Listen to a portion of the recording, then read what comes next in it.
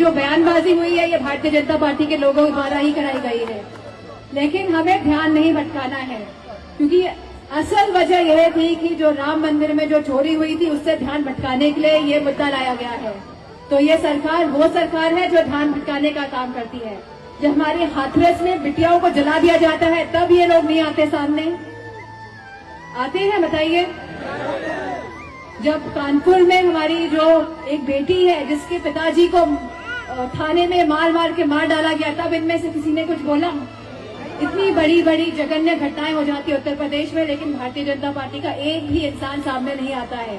तो मैं आप सभी से यही कहना चाहूंगी कि ध्यान भटकाने की जरूरत नहीं है। जो लक्ष्य है उसको धैर्य के साथ आप लोग उस लक्ष्य की तरफ बढ़े, क्योंकि ये लक्ष्य संविधान बचाने का है, देश बचाने का है। जो बयानबाजी हुई है ये भारतीय जनता पार्टी के लोगों द्वारा ही कराई गई है, लेकिन हमें ध्यान नहीं भटकाना है, क्योंकि असल वजह यह थी कि जो राम मंदिर में जो चोरी हुई थी उससे ध्यान भटकाने के लिए ये मुद्दा लाया गया है। तो ये सरकार वो सरकार है जो ध्यान भटकाने का काम करती है। जब हमारे हाथरस में बिटियाओं को जला दिया जाता है तब ये लोग नहीं आते सामने, आते हैं बताइए।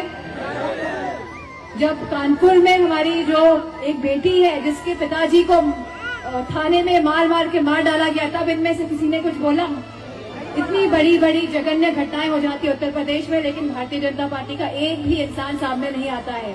तो मैं आप सभी से यही कहना चाहूंगी कि ध्यान भटकाने की जरूरत नहीं है।